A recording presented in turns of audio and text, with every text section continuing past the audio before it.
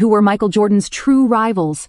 Was it the flashy Magic Johnson or the power of the Utah Jazz duo? Many players challenged the throne, but only a few truly stood in the way of his airness and his legacy. We're not talking about simple opponents. We're talking about players and teams that pushed the Bulls to their absolute limit, igniting a personal fire in Jordan that went beyond the game itself. The rivalries were so intense they defined an era and a legacy. Today, we count down the top 3 rivals that Michael Jordan didn't just beat, he ended them. Coming in at number 3 is Karl Malone, the MVP who couldn't seal the deal. At number 2, we have Charles Barkley, the other '93 MVP who met the same fate. And finally, the undisputed number 1 rival, the one he hated the most, Isaiah Thomas and the Detroit Pistons. Stay tuned to find out the story behind each of these legendary matchups.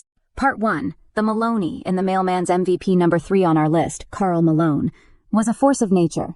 He was a bruising power forward, a scoring machine, and a 2-time NBA MVP who, in any other era, would have a championship ring firmly on his finger.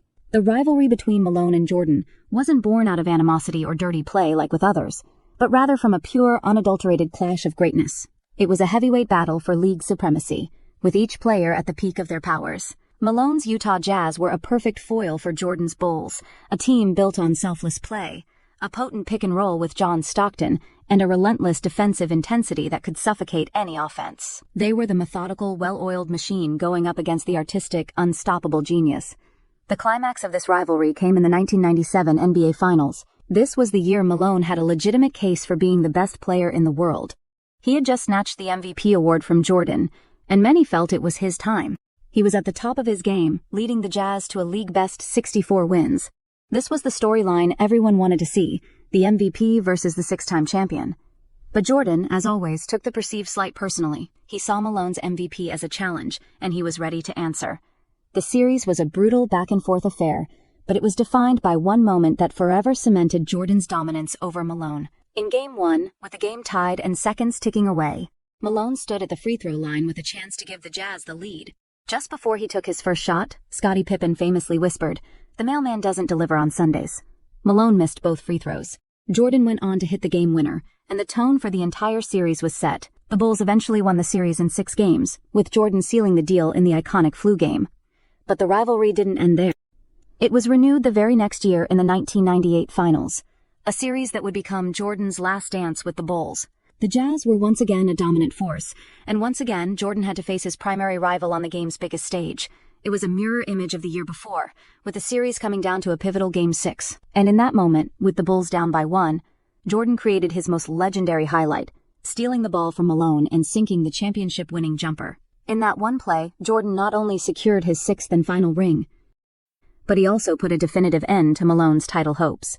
2 finals, 2 clutch moments, and 2 championships taken directly from the hands of the mailman. For Karl Malone, the shadow of Michael Jordan meant that his legacy, despite his immense talent and 2 MVPs, would always be missing that one thing that defines true greatness, a championship ring.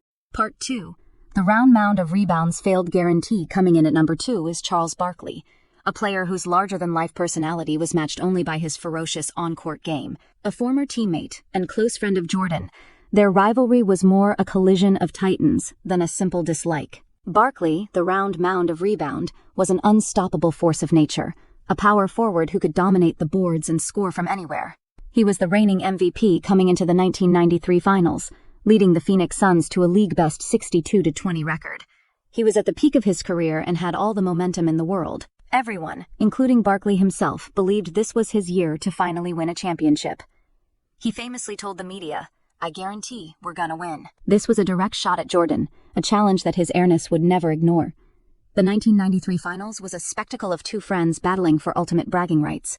It was a high-octane series, with both players putting on a legendary show.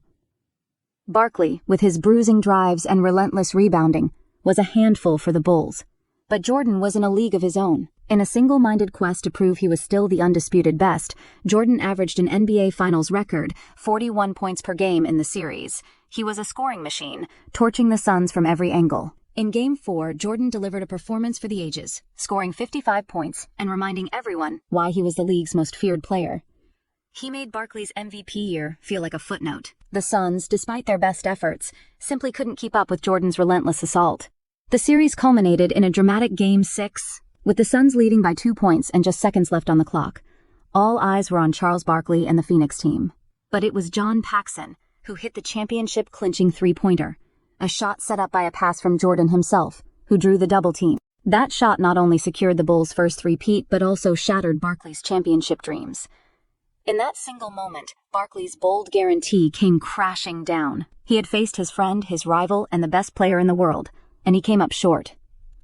The loss was a defining moment in Barkley's career, a constant reminder of the one prize he could never obtain. Despite his MVP award and Hall of Fame career, the 1993 Finals will always be remembered as the moment Michael Jordan put a definitive end to Sir Charles's best and only chance at a title.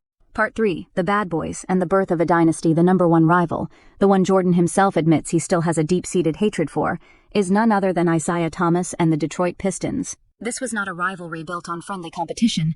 It was a cold, brutal, and often physical war. The Bad Boys Pistons, led by the brilliant and ruthless Thomas, were the ultimate obstacle for Jordan's young Chicago Bulls. From 1988 to 1990, the Pistons beat the Bulls 3 consecutive times in the playoffs, each loss more heartbreaking than the last. They had developed a strategy specifically to stop Jordan, a set of rules simply known as the Jordan Rules. These rules were designed to be physical, aggressive, and, at times, downright dirty, with the sole purpose of wearing Jordan down and mentally breaking him. The Pistons made it their mission to bully Jordan and his teammates, and for a time, it worked. Jordan and the Bulls took those losses personally. They weren't just losing games, they were being humiliated. It forced Jordan to evolve his game, to bulk up his body, and to develop a new level of mental fortitude. He knew that to beat the Pistons, he had to become more than just a high-flying scorer. He had to become a true leader and a cold-blooded assassin. The Bulls, under the guidance of coach Phil Jackson, also evolved, implementing the triangle offense to make the team less reliant on Jordan's isolation plays. This was a battle for the soul of the Eastern Conference, a clash of styles and personalities that captivated the NBA. The Pistons' physical brand of basketball was a stark contrast to Jordan's graceful dominance, and their rivalry became a cultural phenomenon. The final act of this epic saga came in the 1991 Eastern Conference Finals. After years of falling short, the Bulls finally swept the Pistons, sending a clear message to the entire league. The Bulls had finally conquered their demon. But the Pistons, in a final act of defiance and disrespect, walked off the court with seconds left on the clock, refusing to shake the hands of the Bulls players. Jordan and his teammates never forgot that moment. It was a sign that the hatred and animosity ran deeper than just the game itself. The sweep was a changing of the guard, a moment that officially ended the Pistons' reign and ushered in the Bulls' dynasty. For Isaiah Thomas, his legacy would be forever linked to that walk-off, and the fact that he and his team were the last great hurdle Jordan had to overcome before becoming an undisputed champion. That rivalry, fueled by genuine hatred and a deep-seated need to prove themselves, was the fire that forged Michael Jordan into the icon he became.